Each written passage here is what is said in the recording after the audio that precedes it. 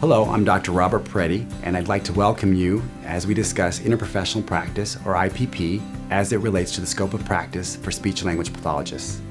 According to ASH's definition, IPP occurs when multiple service providers from different professional backgrounds provide comprehensive services by working with individuals and their families, caregivers, and communities to deliver the highest quality of care across healthcare and educational settings.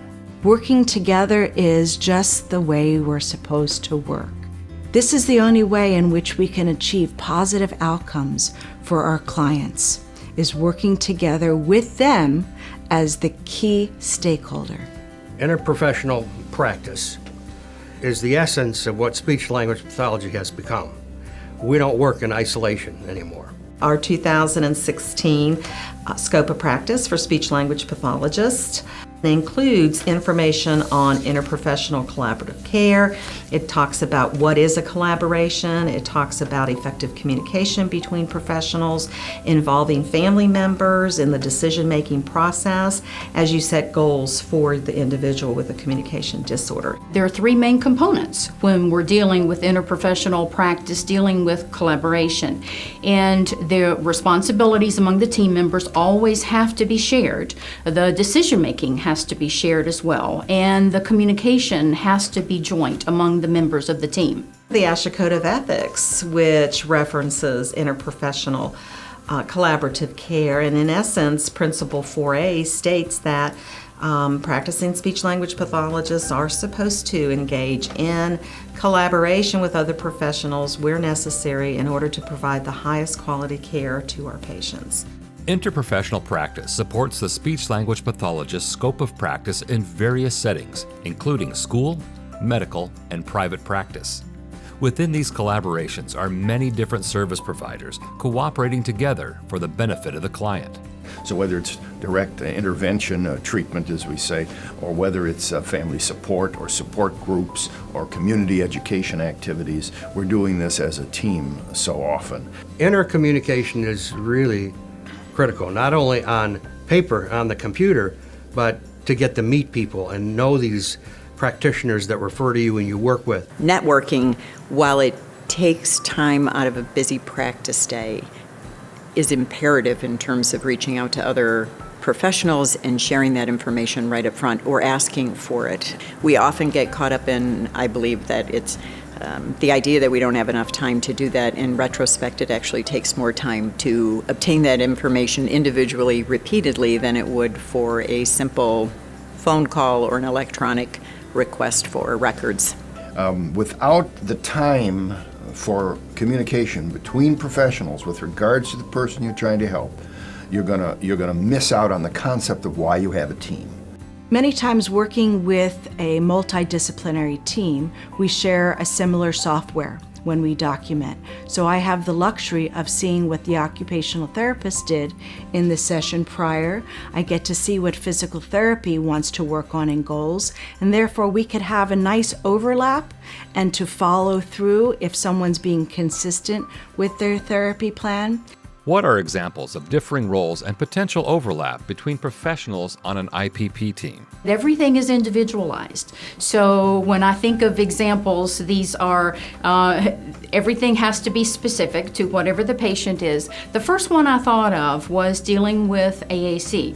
And in AAC, what we're dealing with as SLPs is we're using devices to help individuals who have impaired verbal communication. With the SLPs dealing with specifically OTs and PTs, depending on the mobility and physical ability of the patient, many times you're dealing with the access to the device itself and also placement of the device. So it may be placement on a wheelchair or a walker.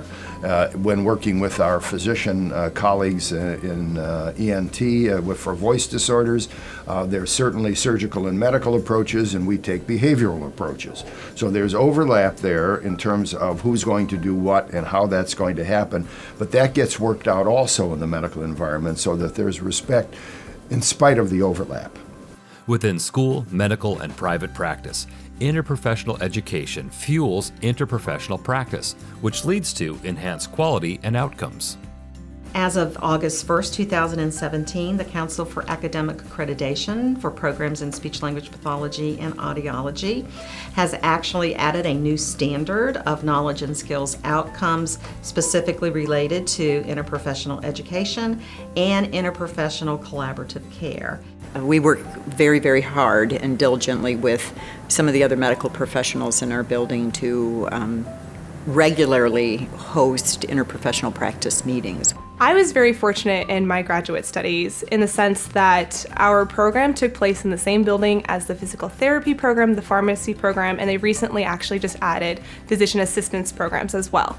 And because of this, we all got to see what all of the other students were going through in their training, and we had, going in, I think, very narrow ideas of what these professions did, but by interacting with them at the coffee machines every day and seeing all the stuff they were studying, we got a really interesting perspective on what these disciplines have. I believe that when our students go out and are placed in practicum sites, that they then give the professional who is their mentor the opportunity to see something they may have not received in their educational training and open a door and an invitation to practicing interprofessional relationships and networking for the benefit of the patient. So, why does interprofessional practice work? We can't just look at our students or our clients through just one single lens. You know, the magic doesn't happen in 30 to 60-minute increments in the therapy room. Really what we need to be doing is considering all of the needs that this client has to be successful in their everyday life and consider all of those aspects. And in order to fully understand what our clients need, we need to consider the perspectives of other disciplines. We wouldn't think of moving any further unless we had their opinion, their input, so that now patients get the benefit of a number of experts who have tremendous information. And that explosion of information in each of these specialties has benefited the patient, because now you're not seen by just one or two or three people. And when you see that happen on a great team, like our cleft palate team, because we have the right people, the right personalities, we have the institutional support for it. Before, we didn't have all those factors.